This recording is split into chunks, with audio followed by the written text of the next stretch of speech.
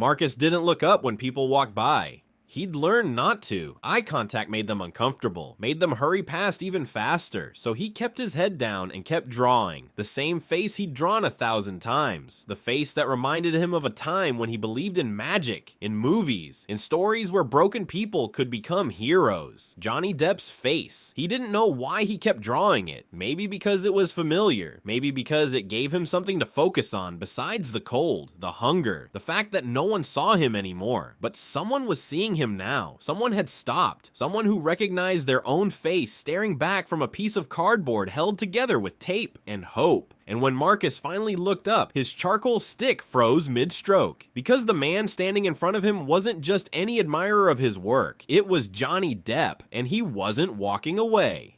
Welcome to Celebrity Stories. Before we continue this incredible story of art, invisibility, and the moment a Hollywood legend stopped to see what everyone else ignored, tell me in the comments, from which city are you watching this video today? And if you believe that everyone deserves to be seen, hit that subscribe button and help us share stories that remind us why we should never walk past someone without looking. Marcus Rivera had been on the streets of Los Angeles for 3 years, 2 months, and 14 days. Not that anyone asked, not that it mattered. He wasn't always homeless. Once he had an apartment in Echo Park, a job as a graphic designer, a girlfriend who believed in his art. But life had a way of unraveling, thread by thread, until there was nothing left to hold on to. First, the company downsized, then the rent increased, then the relationship ended, and before Marcus could catch his breath, he was living out of his car. Then the car got towed, and suddenly, the streets became home. Most people thought homelessness happened overnight. One bad decision, one stroke of bad luck, but it wasn't like that. It was a slow descent, a series of small failures that added up until you couldn't remember what solid ground felt like anymore. Marcus set up his spot every morning at the corner of Hollywood Boulevard and Highland Avenue. Tourist central. Foot traffic was good. Visibility was high. And if you positioned yourself right near the star on the Walk of Fame, people sometimes stopped. Not to help, not to ask your story, but to take photos, to marvel at the place where dreams were supposed to come true, completely unaware of the people for whom those dreams had died. Marcus didn't ask for money. He'd tried that once. It made people angry, made them accuse him of being lazy, of choosing this life. So instead, he drew. He set out a piece of cardboard, propped up a small sign that said "Art for Hope," and let his hands do the only thing they still knew how to do. He drew portraits, characters from movies, faces that people recognized, faces that made them stop, if only for a second, before they moved on.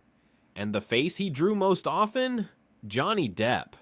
Not because Marcus was a super fan, not because he thought it would attract attention, but because there was something about that face, something in the eyes, a kind of sadness mixed with mischief, a brokenness that still looked like it believed in magic. It reminded Marcus of himself, or at least who he used to be. Every day, Marcus would sit cross-legged on the concrete, charcoal in hand, and recreate that face from memory. He'd done it so many times he didn't need a reference anymore. Every line, every shadow, every detail was burned into his brain. Most people walked by without a glance. A few dropped coins into the old coffee cup beside him. One or two stopped to take a picture of the drawing, not of him, as if he were invisible, as if the art existed in a vacuum, untouched by human hands. Marcus had stopped expecting anything different, stopped hoping someone would ask his name, ask his story, ask why someone with this much talent was sitting on a sidewalk instead of in a studio. Hope was a luxury he couldn't afford anymore, until one afternoon when everything changed. It was just after 2 p.m. The sun was high. Tourists were everywhere, and Marcus was halfway through another portrait. This one was particularly good. He could feel it. The shading was right. The expression was perfect. It looked alive. He was so focused he didn't notice the shadow that fell across his cardboard canvas, didn't hear the footsteps that had stopped instead of continuing, didn't sense the presence standing just a few feet away, watching in silence. But then a voice broke through. "Is that supposed to be me?" Marcus's hand stopped mid-stroke. His breath caught. That voice. He knew that voice. Everyone knew that voice. Slowly, almost afraid to confirm what he already suspected, Marcus looked up. And there he was, Johnny Depp, standing in front of him, dressed casually, sunglasses pushed up on his head, hands in his pockets. No entourage, no security, just a man standing on a sidewalk looking at a homeless artist's drawing of his own face. Marcus's mouth opened, but no words came out. His brain couldn't process it. This couldn't be real. People like Johnny Depp didn't stop, didn't notice, didn't care, but he was here, and he wasn't leaving. Johnny tilted his head slightly, studying the portrait.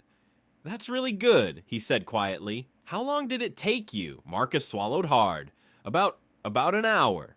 An hour. Johnny crouched down, getting closer to the drawing. "From memory?" Marcus nodded, still unable to believe this was happening. Johnny looked at him then, really looked at him, not the way people usually did, with pity or discomfort or judgment, but with curiosity, with respect. "What's your name?" Johnny asked. "Marcus." "Marcus," Johnny repeated, as if committing it to memory. "How long have you been out here?" The question hit harder than Marcus expected, not because it was rude, but because it was kind, because it acknowledged that this wasn't normal, that Marcus wasn't supposed to be here. 3 years, Marcus said quietly. Johnny's expression shifted, not to pity, but to something deeper. Understanding, maybe, or recognition. "Do you have more?" Johnny asked. Marcus hesitated, then reached for the worn backpack beside him. Inside were dozens of drawings, some on cardboard, some on old notebook paper, all of them portraits, all of them proof that Marcus was more than what people saw when they walked past. He pulled out a handful and laid them on the ground. Characters. Faces, moments captured in charcoal and graphite. Johnny went through them slowly, silently. When he reached the last one, he looked back at Marcus. "Why are you out here?" he asked, not accusatory, just genuinely confused. "You're incredibly talented." Marcus let out a bitter laugh. "Talent doesn't pay rent."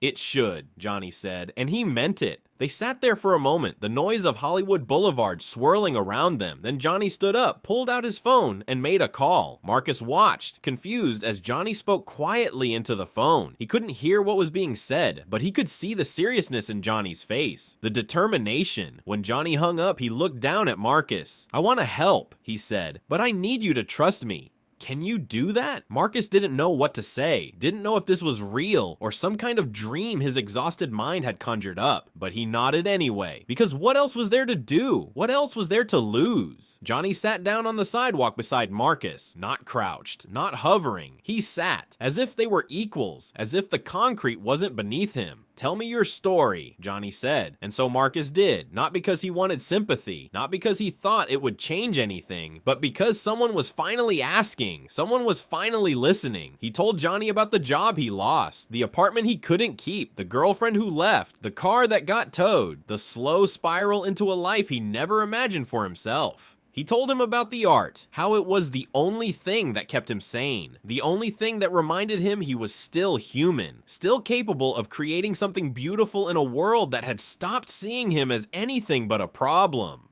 Johnny didn't interrupt, didn't offer empty platitudes or quick fixes. He just listened. And when Marcus finished, Johnny was quiet for a long moment. Then he said, "I know what it's like to feel invisible." Marcus looked at him surprised. Johnny smiled faintly. "I know it's different. I'm not comparing our situations, but I've been in places where people only saw what they wanted to see, where I was a character, not a person, where my worth was measured by box office numbers and tabloid headlines." He paused, looking out at the crowd moving past them. "And I know what it's like to want to disappear, to feel like the world has decided who you are without asking, without listening." Marcus didn't know what to say. He'd never thought about it that way, never considered that someone like Johnny Depp could understand loneliness, invisibility. "I'm not gonna pretend I can fix everything," Johnny continued, "but I can do something, and I want to." He pulled out a business card and handed it to Marcus. On it was a name, a phone number, and an address. "This is a friend of mine. He runs an art gallery in Venice Beach. I'm going to call him tonight and tell him about you, about your work. He's gonna want to meet you."